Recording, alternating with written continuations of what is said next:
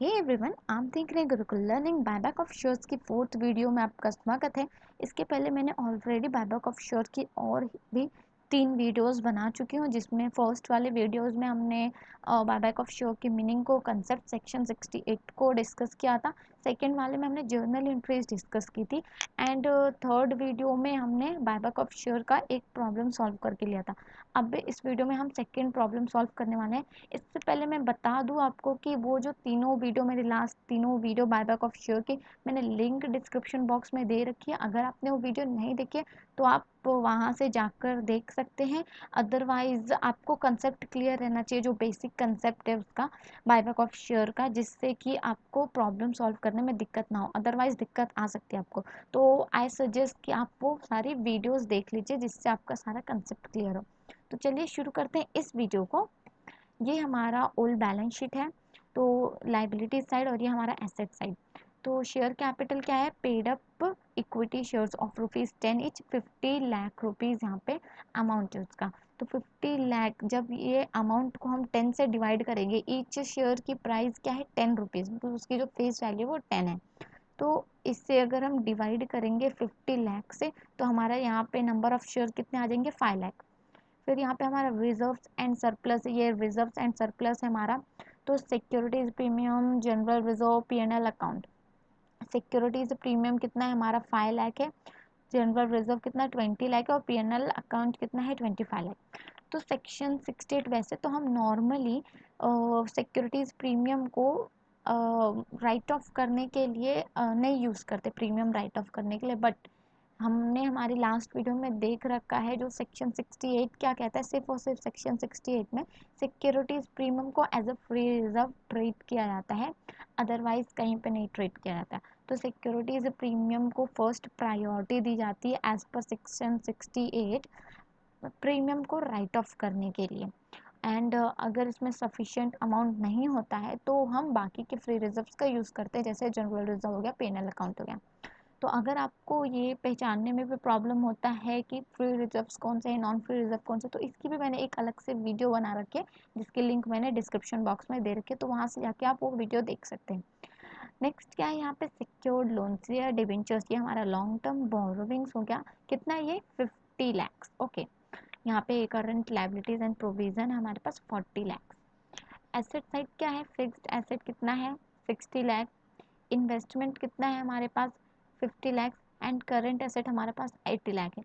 यहाँ पे हमें कैश एंड बैंक का कुछ भी डिस्कस नहीं किया हुआ है, तो हम लोग जब हम लोग करेंगे सॉल्यूशन, तभी हम यहाँ पे ना करंट एसेट में से हम माइनस करके लेंगे कैश एंड बैंक, जितना भी कैश पे किया रहेगा कंपनी ने बायबैक करने के लिए, तो वो हम माइनस करके लेंगे। तो अभी नेक्स्ट हम देखते हैं कि यहाँ पे क्या एक्स्ट्रा इंफॉर्मेशन दी हुई है। Keeping in view all the legal requirements, ascertain the maximum number of equity shares that Victory Limited can buy back if price settled is ₹20 per share। यहाँ पे फेस वैल्यू क्या थी शेयर की? ₹10 each. But यहाँ पे offer price क्या है इसकी? ऑफर प्राइस मतलब जितने में कंपनी इशू कर रही है, प्राइस मतलब जितने में बायबैक कर रही है कंपनी।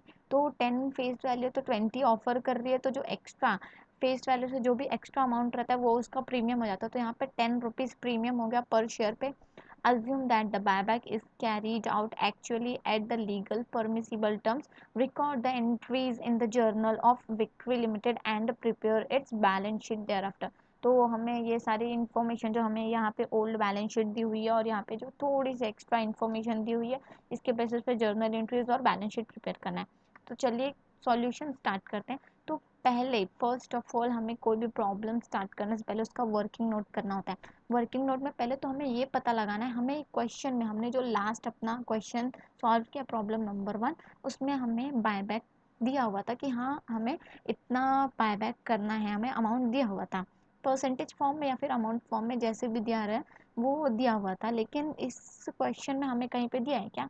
नहीं, यहाँ पे भी कहीं नहीं दिया है, बैलेंस शीट में भी कहीं नहीं दिया, और यहाँ एक्स्ट्रा जो इन्फॉर्मेशन दी वहाँ पे भी कुछ नहीं दिया है। सिर्फ और सिर्फ यहाँ पे ये ऑफर प्राइस दी हुई है। तो हमें क्या करना होगा? हमें कैलकुलेट करना होगा कि कंपनी बायबैक कितना करेगी। तो क्या करेंगे देखिए, calculation of number of share that can be bought back, कितना कंपनी बाय बैक करने वाली है वो कैलकुलेट करेंगे हम as per section 68 of the companies act 2013। तो हमने देखा था हमारी लास्ट वीडियोस में कि 3 मेथड यूज़ करते हैं हम, तो तीनों मेथड हम देखते हैं कैसे क्या करना है। फर्स्ट मेथड हमारा क्या है, 25% of equity share capital at face value. Okay, तो यहाँ इसका फॉर्मूला क्या है, number of share is equal to equity share capital into 25% upon face value. Face value क्या थी, 10 रुपीज़ थी। अब इक्विटी शेयर कैपिटल क्या है हमारे पास, देखिए यहाँ पे ये 50 लैक्स हमारा ये इक्विटी शेयर कैपिटल हो गया और ये हमारी फेस वैल्यू हो गई। तो इक्विटी शेयर कैपिटल का ये यहाँ पे हम अमाउंट लिख देंगे, वैल्यू इसकी जो 50 लाख इंटू 25% लिख दें अपॉन फेस वैल्यू इसकी 10 है, तो ये दोनों को इंटू करके डिवाइड कर देंगे 10 से, तो हमारा आंसर जो आएगा वो 1,25,000 शेयर्स आएगा। ठीक है, तो इसे ध्यान में रखिए, इसलिए इसे हाईलाइट करके रखा हुआ है, ये इंपॉर्टेंट आंसर है। नेक्स्ट सेकेंड मेथड हम देखते हैं कि सेकेंड मेथड क्या कहता है, 25% of paid up share capital plus free reserves plus securities premium eight offer price. Okay, first वाले मेथड में हमने सिर्फ इक्विटी शेयर कैपिटल इंटू 25% किया था, बट यहाँ पे एक सिर्फ इक्विटी शेयर कैपिटल नहीं करना है, यहाँ पे पेड अप शेयर कैपिटल है, मतलब equity share capital plus preference share capital plus free reserve जो भी हमारे पास रहेगा वो plus securities premium and into 25% upon offer price. Offer price हमारी कितनी है, कंपनी कितने में ऑफर कर रहा है शेयर होल्डर्स को, 20 रुपीज़ पर शेयर, तो 20 हमारी ये ऑफर प्राइस हो जाएगी।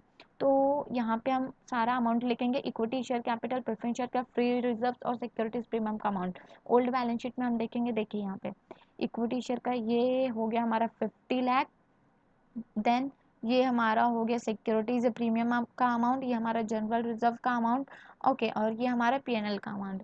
अब यहाँ पे देखिए क्वेश्चन में हमें प्रेफरेंस शेयर कैपिटल हमें नहीं दिया हुआ है, तो हम उसका अमाउंट नहीं लिखेंगे, बाकी हमने लिख दिया फ्री रिजर्व्स का अमाउंट, सिक्योरिटीज प्रीमियम और पीएनएल का अमाउंट, और 25% से इंटू क्या अपॉन जो भी हमारा ऑफर प्राइस है, 20 हमारा ऑफर प्राइस है, ये हमारा टोटल अमाउंट हो गया इंटू 25% करके इसका कैलकुलेशन करेंगे तो यहाँ पे भी सेम आ रहा है 1,25,000 शेयर्स। यहाँ फर्स्ट वाले मेथड में भी हमारा इतना ही आ रहा है 1,25,000 शेयर्स, और ये वाले मेथड में भी हमारा इतना ही आ रहा है। थर्ड मेथड अब फॉलो करते हैं हम, क्या दिया यहाँ पे, पोस्ट बायबैक डेब्ट equity ratio should not be more than 2:1। Okay, तो यहाँ पे क्या दिया यहाँ पे, इक्विटी बिफोर बायबैक, मतलब ये जो यहाँ पे हमारा इक्विटी जो वैल्यू है उसकी बिफोर बायबैक कितनी है, तो हमारी 1 करोड़ है, तो वो कितनी रहती है, जो 50 लाख है हमारा उसका डबल रहता है। ओके, तो ये हमारा 1 करोड़ हो गया इक्विटी बिफोर बायबैक, यहाँ पे बोला है ना 2:1 होना चाहिए, तो जितना हमारा था इक्विटी शेयर कैपिटल उसका 2, उसका दूसरा भाग मतलब उसका दुगना रहेगा इक्विटी बिफोर बायबैक, तो ये हमारा 1 करोड़ हो गया इक्विटी बिफोर बायबैक। लेस कर देंगे इक्विटी रिक्वायर्ड आफ्टर बायबैक। अब इसके अंदर कैसे अमाउंट लिखा रहता है, जो भी हमारे पास डिबेंचर्स है, ओके, जो हमारे पास बोरोविंग्स है, तो ये हमारा डिबेंचर है ना, इसका हाफ अमाउंट हमारा ये डेप्ट है, तो इसका हाफ अमाउंट हम कभी भी 50% इसका कैलकुलेट करेंगे एज ए, यहाँ पे लेस करेंगे 50 लाख का हम यहाँ पे 50% लेस कर रहे हैं, दैट इज़ 25 लाख। अब इसको कैलकुलेट करेंगे तो यहाँ पे 75 लाख हमारा आ जाएगा, maximum amount can be spent on buyback. Okay, ये हमारा 75 लाख आ गया। अब इसे डिवाइड करना है ऑफर प्राइस। ऑफर प्राइस हमें क्वेश्चन में 20 रुपीज़ दी हुई है, रिमेंबर है ना, हाँ 20 रुपीज़ दी हुई है, तो यहाँ में 20 से डिवाइड करेंगे तो हमारा जो नंबर ऑफ शेयर आ जाएगा 3,75,000 शेयर। ओके, हमारे पास 3 वैल्यूज़ आई, हमने 3 मेथड फॉलो किया, ये हम क्या कर रहे थे, ये हम कंपनी कितना बायबैक करेगी वो कैलकुलेट कर रहे थे, तो 1,25,000, 1,25,000 सेकेंड मेथड में भी, थर्ड मेथड में 3,75,000, जो सबसे लोअर रहेगा ना उससे हम उतने number of share company buyback करेगी। तो फर्स्ट और सेकंड मेथड में सेम सेम आया ना, तो फर्स्ट वाला मेथड सपोज हम कैरी ऑन करते हैं, तो कंक्लूजन क्या हो जाएगा हमारा कि मैक्सिमम बायबैक कितना करेगी company, 1,25,000 shares at an offer price क्या है 20 रुपीज़ पर शेयर। ये भी इंपॉर्टेंट है, इसे हाईलाइट किए हुए देखिए, ये इसे ध्यान में रखिए, आगे सॉल्यूशन में हमें काम आएगा। तो ये हमारा हो गया कंक्लूजन, जो कि हमें कितना नंबर ऑफ शेयर बायबैक करना है, कंपनी कितना करने वाली है 1,25,000। नेक्स्ट हम जर्नल एंट्रीज इसकी पास करेंगे। तो in the books of victory limited journal entries क्या है, हमने सारा कॉलम्स प्रिपेयर कर लिया, ऑलरेडी प्रिपेयर कर लिया ताकि हमें टाइम ज़्यादा कंज्यूम ना हो उसे सॉल्व करने में। तो चलिए शुरू करते हैं। इसमें क्या फर्स्ट जर्नल एंट्री हमें देखिए, हमने हमारी लास्ट प्रॉब्लम में पहले इन्वेस्टमेंट सोल्ड की एंट्री की थी और फ्रेश इशू की थी, लेकिन इस प्रॉब्लम में वैसा कुछ है क्या, ये हमारा क्वेश्चन है। ओके, यहाँ तो कुछ है नहीं। ये क्वेश्चन देखिए, यहाँ पे एक्स्ट्रा इन्फॉर्मेशन में कुछ फ्रेश इशू नहीं बोला है, कुछ इन्वेस्टमेंट सोल्ड वगैरह कुछ नहीं बोला है। सिंपल से यहाँ पे प्रीमियम अमाउंट दिया था यहाँ पे, और ये ऑफर प्राइस दी हुई है, तो वैसा कुछ बोला नहीं है। तो हम अपना सिंपल सा जो बायबैक की एंट्री रहती है वो हम 4 एंट्रीज करेंगे नॉर्मल सी, और एक्स्ट्रा कुछ नहीं करना है हमें। तो देखिए, बायबैक डिक्लेयर की जर्नल एंट्री क्या है, equity share capital account debit premium on buyback of equity share account debit to equity share holders account. अब ये डेबिट कैसे है, equity share capital account, suppose हम अगर शेयर इशू करते हैं तो हम उसे क्रेडिट लिखते हैं टू करके, ओके, लेकिन यहाँ पे हम क्या कर रहे हैं, बाय कर रहे हैं शेयर, इसलिए यहाँ पे equity share capital account debit होगा। अब यहाँ पे premium on buyback of equity share, ये डेबिट क्यों है, क्योंकि प्रीमियम अमाउंट कंपनी पे कर रही है, तो ये उनके लिए एक्सपेंस हो गया to equity share holders account. दे कौन रहा है, शेयर इक्विटी शेयर होल्डर्स, तो ये क्रेडिट हो गया। अब इसका अमाउंट कैसे कैलकुलेट करेंगे, देखिए ये जो हमारा है यहाँ पे इक्विटी की जो वैल्यू है, हमारे पास कितने शेयर्स हैं, हम कितने शेयर्स बायबैक करने वाले हैं, देखिए ये 1,25,000 शेयर्स हम बायबैक करने वाले हैं। तो इसकी जो ऑफर प्राइस थी, ओके, ऑफर प्राइस इसकी 20 रुपीज़ थी, बट इसकी फेस वैल्यू जो है वो 10 रुपीज़ थी। तो इक्विटी शेयर कैपिटल में हम 10 का इंटू करेंगे तो ये हमारा ये वैल्यू आ जाएगा। और प्रीमियम कितना पे कर रहे हैं हम, 10 रुपीज़ ईच शेयर के ऊपर हम प्रीमियम पे कर रहे हैं। 20 रुपीज़ हमारी ऑफर प्राइस थी, 10 उसमें से फेस वैल्यू थी, एक्स्ट्रा जो भी हम पे कर रहे हैं वो हमारा प्रीमियम हो जाएगा। तो 10 हमारी ये फेस वैल्यू से यहाँ पे इंटू करेंगे, यहाँ पे हम प्रीमियम अमाउंट से इंटू करेंगे। तो यहाँ पे देखिए जो 1,25,000 को हमने 10 और यहाँ पे भी 10 से इंटू किया, तो यहाँ पे 12,50 आ गया। इक्विटी शेयर होल्डर को कितना रिसीव हो रहा है, 25 लाख पूरा रिसीव हो रहा है, क्योंकि 1,25,000 शेयर्स को इंटू किया 20 से, क्योंकि 20 ऑफर प्राइस है इसलिए। ये फर्स्ट एंट्री हो गई हमारी बायबैक डिक्लेयर की। अब यहाँ पे अमाउंट एक्चुअली में पेड कर रही है कंपनी, तो equity share holders account debit हो जाएंगे, क्योंकि इक्विटी शेयर होल्डर्स रिसीव कर रहे हैं amount, to bank account credit हो जाएगा, क्योंकि कंपनीज अमाउंट पे कर रही है। टोटल अमाउंट जितना अमाउंट हमने डिक्लेयर किया था, यहाँ पे देखिए ऑफर प्राइस से रिलेटेड जितना अमाउंट डिक्लेयर किया था उतना अमाउंट यहाँ पे भी आ जाएगा। ओके, ये हमारी पेमेंट मेड की एंट्री है, एक्चुअल में पेमेंट कर दिया है। अब थर्ड जर्नल एंट्री क्या बोल रही है, प्रीमियम राइट ऑफ कर रही है, जो बायबैक के लिए प्रीमियम जो पे किया था कंपनी ने वो राइट ऑफ कर रही है। तो राइट ऑफ के लिए कभी भी हम सिक्योरिटीज प्रीमियम को प्रेफरेंस देते हैं राइट ऑफ करने के लिए, हमारा सेक्शन 68 कहता है, हमने हमारी लास्ट वीडियो में देखा हुआ। तो हमें राइट ऑफ करने का हमारा प्रीमियम अमाउंट कितना है, 12,50,000। अब फर्स्ट ऑफ ऑल हम देखेंगे कि हमारे सिक्योरिटीज प्रीमियम में 12,50,000 है क्या। हाँ देखिए, यहाँ पे हमारे पास 5 लाख है बस, ओके, बस 5 लाख है हमारे पास, तो हम 12,50,000 राइट ऑफ कर सकते क्या, नहीं, हमें इसमें से जर्नल रिजर्व का भी यूज़ करना पड़ेगा, या फिर हम चाहे तो P&L अकाउंट का भी यूज़ कर सकते हैं। तो हम पहले क्या करेंगे, सिक्योरिटीज प्रीमियम को डेबिट करेंगे। ओके, यहाँ पे हम सिक्योरिटीज प्रीमियम को डेबिट करेंगे। देन उसके बाद यहाँ पे ओहो, यहाँ पे देखिए एक जर्नल एंट्री की मिस्टेक हो गई है, यहाँ पे सिक्योरिटीज प्रीमियम डेबिट हो जाएगा, तो यहाँ पे एक जनरल रिजर्व का अमाउंट, जनरल रिजर्व भी यहाँ पे आएगा, जो मैंने गलती से एक्चुअली लिखा नहीं है। तो आप ध्यान रखिए, यहाँ पे यहाँ जनरल रिजर्व अकाउंट डेबिट आएगा, उसका अमाउंट यहाँ पे 7,50,000। ओके, क्योंकि 5 लाख हमारे पास सिक्योरिटीज प्रीमियम में ऑलरेडी है, तो रिमेनिंग हमारे पास हमें टोटल कितना 12,50,000 राइट ऑफ करना है, रिमेनिंग कितना हो गया 7,50,000, वो हमारा हम जनरल रिजर्व से ले लेंगे, और उसके बाद क्रेडिट में हो जाएगा हमारा to premium on buyback of share account. Okay, ये हमारा प्रीमियम अमाउंट राइट ऑफ हो गया। अब ये क्रेडिट क्यों हुआ प्रीमियम ऑन बायबैक, देखिए यहाँ पे जब हम बायबैक डिक्लेयर कर रहे हैं तो ये यहाँ पे डेबिट है ना प्रीमियम अमाउंट, तो यहाँ पे जब हम एक्चुअली में राइट ऑफ कर दे रहे हैं प्रीमियम, तो यहाँ पे ये क्रेडिट हो जाएगा। ओके, लास्ट जर्नल एंट्री क्या है, यहाँ पे अमाउंट को ट्रांसफर कर रहे हैं CRR में, that is capital redemption reserve में। तो सीआरआर में ट्रांसफ़र करने के लिए हम सिक्योरिटीज़ प्रीमियम का यूज़ नहीं करते हैं। हम पहले जो हमारे पास फ्री रिजर्व है, जो हमारे पास जनरल रिजर्व, पीएनएल अकाउंट, ये सारे इन सब का यूज़ करेंगे और इनमें अगर सफिशिएंट अमाउंट नहीं हुआ तो हम सीआरआर का यूज़ कर हम सिक्योरिटीज़ प्रीमियम का यूज़ कर सकते हैं। तो पहले हम देखेंगे कि 12,50,000 हमें जो है ट्रांसफ़र करना है अमाउंट सीआरआर में। ओके, तो हम देखेंगे हमारे बैलेंस शीट में है क्या हमारे पास जनरल रिजर्व के पास 12,50,000। देखिए यहाँ पे हमारे पास 20 लाख था, जिसमें से 7,50,000 हमने राइट ऑफ करने के लिए दे दिया। जो हमारा यहाँ पे देखिए हमारे पास 20 लाख है जनरल रिजर्व में, यहाँ पे हमने प्रीमियम राइट ऑफ किया है तो 7,50,000 यूज़ कर लिया। बाकी हमारे पास करेक्ट एकदम 12,50,000 बचा हुआ है। तो हम ये 12,50,000 को क्या करेंगे, सीआरआर में ट्रांसफ़र कर देंगे। तो ये डेबिट हो जाएगा टू सीआरआर अकाउंट, क्रेडिट हो जाएगा। यहाँ पे हमारा जर्नल एंट्रीज ख़त्म हो रही है। अब हम नेक्स्ट देखते हैं कि बैलेंस शीट प्रिपेयर कैसे करेंगे। हमारी ये न्यू बैलेंस शीट है। ओके, तो यहाँ पे देखिए Victory Limited balance sheet after buyback of equity share as on 1/4/2020।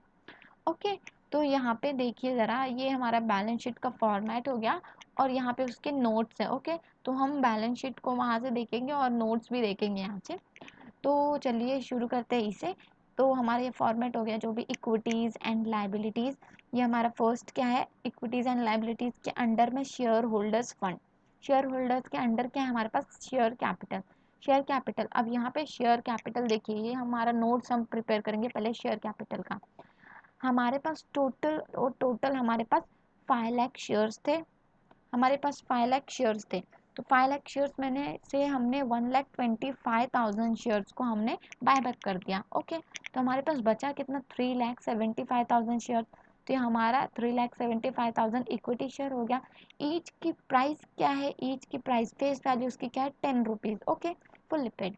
तो 10 से इंटू कर देंगे इसे, तो ये हो जाएगा 37,50,000। ओके, नेक्स्ट हमारा क्या है, तो ये 37,50,000 हम यहाँ पे लिख देंगे। ओके, नेक्स्ट हमारा रिजर्व्स एंड सरप्लस है। तो रिजर्व्स एंड सरप्लस में हम देखेंगे, उसकी नोट्स प्रिपेयर करेंगे। देखिए यहाँ पे हमने जो हमारे ओल्ड बैलेंस शीट में जाते हैं, ये हमारा ओल्ड बैलेंस शीट, तो इसमें हमने देखिए यहाँ पे 20 लाख पूरा का पूरा यूज़ कर चुके हैं। 7,50,000 हमने प्रीमियम राइट ऑफ करने के लिए और बाकी का 12,50,000 हमने सीआरआर में ट्रांसफ़र करने के लिए यूज़ करा है। सिक्योरिटीज़ प्रीमियम हम यूज़ कर चुके हैं। बचा क्या है हमारे पास, पीएनएल अकाउंट। पीएनएल अकाउंट ये हमारे पास 25 लाख है, तो इसे हम रिजर्व्स एंड सरप्लस में ट्रांसफ़र करेंगे। ओके, तो ये हमारा 25 लाख ये हमारा रिजर्व्स एंड सरप्लस में ट्रांसफ़र हो गया। एक इम्पॉर्टेंट चीज़ जो कि स्टूडेंट्स बाई चांस भूल जाते हैं, जो हमने सीआरआर क्रिएट किया है वो भी तो हम रिजर्व्स एंड सरप्लस में लिखेंगे ना। तो हम ये सीआरआर का अमाउंट भी, जो यहाँ पे देखिए, यहाँ पे जो हमने सीआरआर क्रिएट किया है 12,50,000 का, वो भी हम यहाँ पे नोट्स में लिखेंगे। ओके, तो ये यहाँ पे हमने रिजर्व एंड सरप्लस में सीआरआर का अमाउंट लिख दिया 12,50,000। टोटल कितना हो गया हमारे पास, 37,50,000। तो ये भी हम यहाँ पे लिख देंगे। ओके, ये यहाँ पे हम रिजर्व एंड सरप्लस 37,50,000, इससे हम आउटर कॉलम में अब लिख देंगे, तो ये 75 लाख हो गया हमारा। नेक्स्ट सेकंड क्या है हमारा, शेयर एप्लीकेशन मनी पेंडिंग अलाउंट में, इसका अमाउंट कभी भी नहीं दिया रहता है। ओके, तो इसे हम ये डैश ही डालना है। थर्ड है हमारा नॉन नॉन करेंट लाइबिलिटीज़। अब नॉन करेंट लाइबिलिटीज़ में हमारे पास क्या है, लॉन्ग टर्म बोरोइंग। उसके अंडर क्या है, long term borrowing. Long term borrowing में हमारा क्या आता है, डिबेंचर्स। तो डिबेंचर्स का अमाउंट 50 लाख है। एज इट इज़ हम लिख देंगे 50 लाख जो भी हमारा है अमाउंट डिबेंचर्स का। Okay, then current liability. Current liability का भी अमाउंट हमारे पास देखिए, करंट लाइबिलिटीज़ भी हम एज इट इज़ लिख देना है। हमारी ये ओल्ड बैलेंस शीट, ये हमारी ओल्ड बैलेंस शीट। ओके, तो यहाँ पे करंट लाइबिलिटीज एंड प्रोविजन, इसका अमाउंट कितना दिया है यहाँ पे, 40 लाख। तो ये भी हमें एज इट इज़ लिख देना है, कुछ भी एक्स्ट्रा इन्फॉर्मेशन दी नहीं है उसके ऊपर, तो ये हम लिख देंगे करंट लाइबिलिटीज़। ओके, तो ये हमारा सारा इक्विटीज़ एंड लाइबिलिटीज़ का पार्ट हो गया। तो इससे हम टोटल कर देंगे, तो यहाँ पे 1,65 लाख ये हमारा आ गया टोटल अमाउंट। नेक्स्ट हम यहाँ पे एसेट साइड का देखते हैं। तो नॉन करेंट एसेट, एसेट्स के अंदर क्या है नॉन करेंट एसेट, उसके अंदर क्या है फिक्स्ड एसेट। तो फिक्स्ड एसेट का अमाउंट हमें 60 लाख दिया हुआ है ओल्ड बैलेंस शीट में, तो एज इट इज़ उसे भी लिख देंगे। Then non current investment, non current investment का अमाउंट देखिए, हमें non current investment, non current investment मतलब इन्वेस्टमेंट जो हमें ओल्ड बैलेंस शीट में दी हुई है यहाँ पे देखिए, तो इसकी भी अमाउंट 50 लाख रुपीज़ है, तो एज इट इज़ इसे भी वहाँ पे लिख देना है। लास्ट हमारा जो है करंट एसेट, तो इसका क्या है देखिए, मैंने जब हम क्वेश्चन को डिस्कस कर रहे थे तभी मैंने बताया था करंट एसेट, यहाँ पे देखिए ये हमारा करंट एसेट हो गया। तो करंट एसेट यहाँ पे हमारा, इसमें से हम माइनस करेंगे अमाउंट, इसका नोट्स हम देखते हैं। देखिए ये हमारा नोट्स हो गया। ओके, तो ये यहाँ पे 80 लैक्स हमें करंट एसेट दिया हुआ है, तो उसमें से हम माइनस करेंगे 25 लाख। 25 लाख क्यों माइनस कर रहे हैं हम, जो हमने जर्नल एंट्रीज की थी उसके अंदर हमने 25 लाख ये हमें पेमेंट किया है। ओके, तो मैं आपको दिखाती हूँ वो जर्नल एंट्रीज। देखिए यहाँ पे ये पेमेंट हमने मेड किया है इक्विटी शेयर होल्डर्स को 25 लाख, तो ये हम इसमें से माइनस कर देंगे, ये हमारा कैश एंड बैंक हो जाएगा, तो इसमें हम माइनस कर देंगे। तो हमारे पास जो करंट एसेट का जो वैल्यू आ जाएगा वो 55 लाख आ जाएगा, और इससे हम आउटर कॉलम में करके फिर इससे हम टोटल कर देंगे तो 1,65,00,000, इसका भी सेम। देखिए दोनों टैली हो चुका है, इक्विटी एंड लाइबिलिटी साइड और एसेट साइड दोनों ही टैली हो चुका है, और ये हमारा जो नोट्स है सारा। ओके, तो आई होप आपको ये क्वेश्चन अच्छे से समझ में आया होगा इसका सॉल्यूशन, और अगर आपको अभी भी कोई डाउट है इसके ऊपर तो आप प्लीज़ और प्लीज़ आप कमेंट बॉक्स में कमेंट करिए, मैं आपका डाउट डेफिनेटली क्लियर करूँगी। एंड मैंने मेरा पूरा ट्राई किया है समझाने का, एंड डेफिनेटली श्योर आपने अगर मेरी लास्ट सारी वीडियोस देखी हुई है तो आपको ये ज़रूर समझ में आएगा, क्योंकि इतना कुछ हार्ड है नहीं ये solution. And thank you for watching my video, and if you like this video, so don't forget to like, share and subscribe to my channel.